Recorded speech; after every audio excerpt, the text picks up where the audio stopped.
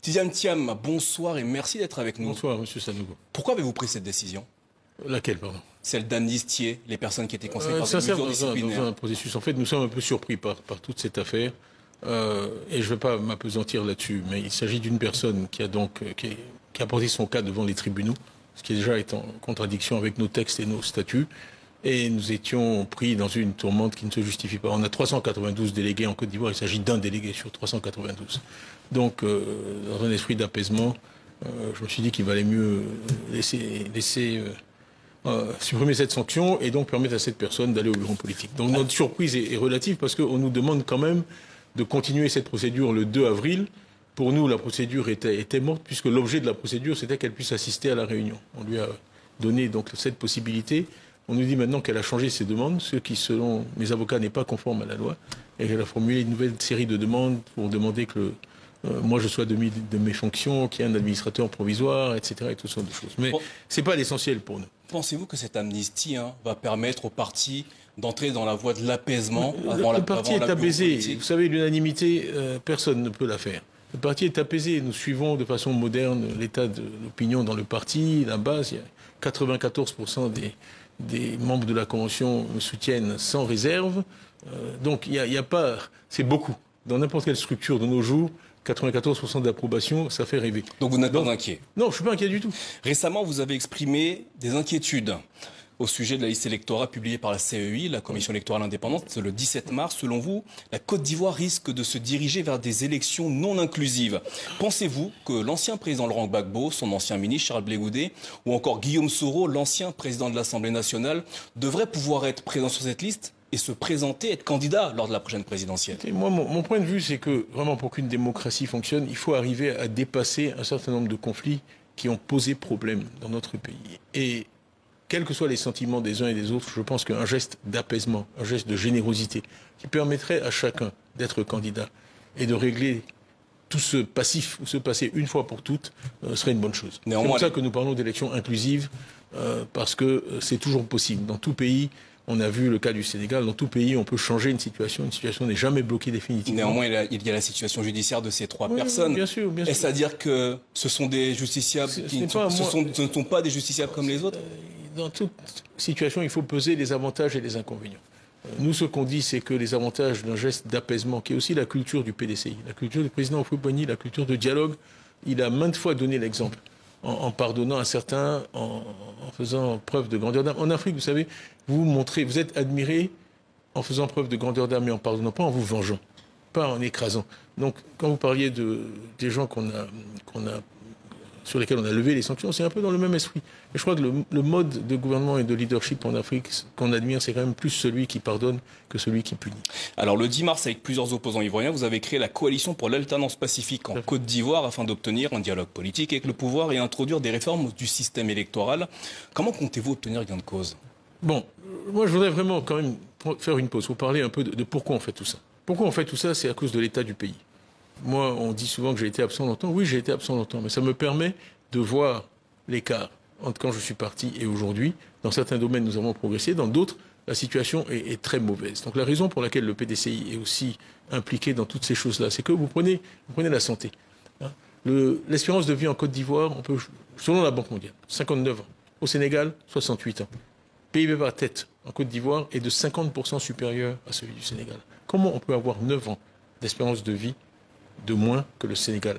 Ça fait 93 000 morts de plus. Ça fait 250 morts par jour. Chaque Ivoirien se plaint d'aller à Ivosset et d'aller trop au cimetière. 250 morts de plus chaque jour, 365 jours par an. Voilà les problèmes. Donc cette coalition, c'est un moyen pour une fin. La fin, c'est d'arriver au pouvoir, de mettre l'accent sur le capital humain, mettre l'accent sur la santé et l'éducation, qui sont vraiment les deux piliers qui ont fait de la Côte d'Ivoire ce qu'elle est aujourd'hui, et amener la Côte d'Ivoire au niveau de performance. Moi, je ne me réjouis pas des performances actuelles. J'aimerais qu'elles soient meilleures. Quand je vois que l'espérance de vie moyenne en Afrique subsaharienne est 62 ans, que nous, on est en dessous, les pays de notre niveau sont à 69 ans et que nous, on est à 59, ce n'est pas possible. On va revenir sur la situation du pays dans quelques instants. Oui. Néanmoins, à travers cette coalition, est-ce que vous envisagez une candidature commune? Non, on n'a pas du tout parlé de ça. On a dit que ce n'est pas une organisation politique, c'est une coalition pour réunir les conditions d'une élection équitable, transparente, etc. Donc chaque parti garde son identité et son idéologie. Et on a choisi le mot coalition exprès pour une alternance pacifique. Parce que je crois que la Côte d'Ivoire a désespérément besoin d'alternance.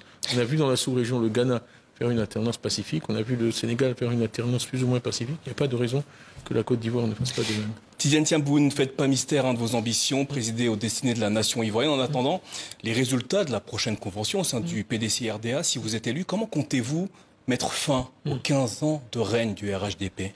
Ce sont les Ivoiriens qui peuvent mettre fin aux 15 ans de règne du RHDP. Comme j'ai dit, la seule question pertinente dans le contexte actuel, pour eux, c'est vous pouvez mesurer ce qui a été fait en 15 ans, est-ce que vous voulez donner 5 ans de plus au RHDP ou pas? Et la réponse à cette question, c'est eux qui l'ont. Nous, ce que nous faisons, c'est développer des propositions. Il y a 400 cadres PDCI qui travaillent depuis plus d'1 an sur des axes qui sont très importants. On a dit paix et sécurité, on a dit capital humain, donc santé et éducation, on a dit développement durable, on a dit économie et équité. Et le mot équité, là, est très, très important pour moi parce qu'on peut toujours générer de la croissance non équitable. Ce qui est dur, c'est de générer de la croissance équitable qui bénéficie à tous. On a dit développement durable et on a dit nouvelles technologies. Je crois que vous aurez le jeune qui est tout à l'heure ici. Les nouvelles technologies sont pour nous un levier absolument clé pour une nation comme la Côte d'Ivoire. Donc sur tous ces sujets-là, nous avons des propositions, un diagnostic, des propositions détaillées et nous allons les présenter aux Ivoiriens. Et ça va être aux Ivoiriens de décider si cette image que nous leur présentons et ils y adhèrent ou pas. Néanmoins, Monsieur Thiam, vos adversaires, notamment du côté du RHDP, vous diront qu'ils ont un bilan, eux, et pas vous. Comment comptez-vous convaincre les Ivoiriens? Le PDCI regorge de talents. Moi, je dois dire, j'ai été vraiment agréablement surpris par l'enthousiasme. Quand on a créé ces 6 groupes de travail, on croulait sous les candidatures, même de gens qui ne sont pas du PDCI. L'investissement qui a été fait par le régime du PDCI dans l'éducation et dans la santé a payé. Les gens de plus de 40 ans, qui sont des produits du système PDCI, qui sont compétents et motivés et de qualité, ils existent. Donc le PDCI peut présenter à la fois un programme, une vision et la capacité d'exécuter. J'ai toujours une vision sans la capacité d'exécuter, ça ne vaut pas grand-chose. En parlant de vision, quelle est la vôtre pour l'avenir de la Côte d'Ivoire? J'ai dit une Côte d'Ivoire maîtresse de son destin. Il y a beaucoup de choses derrière ça. Dans un monde qui est incertain, qui est difficile, maîtresse de son destin, c'est d'abord d'avoir des ressources humaines de qualité. Parce que dans le développement, ce qui compte, c'est le capital humain, c'est le capital intellectuel, c'est la matière grise. Donc la première chose qu'il faut faire pour bâtir l'avenir d'un pays, c'est quand je vois que la Côte d'Ivoire est 13e sur 14 pays en mathématiques, quand je vois que nos élèves de terminale testent au PASEC au niveau 4e, 3e, ça m'empêche de dormir la nuit. Parce que c'est notre avenir que nous compromettons.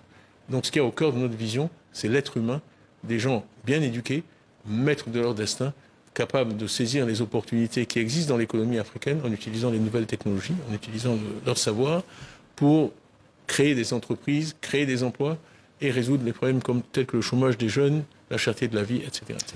Enfin, vous l'avez dit tout à l'heure, vous êtes de retour en Côte d'Ivoire après avoir passé un certain nombre d'années en dehors du territoire. Ne craignez-vous pas que cela vous porte préjudice en octobre prochain lors de la campagne présidentielle? Nous travaillons assez scientifiquement. Donc je viens de voir des résultats de focus group qu'on a tenus. Au contraire, la grande majorité des Ivoiriens voient ça comme un atout. Donc vous n'avez pas de problème de notoriété auprès de la population ivoirienne?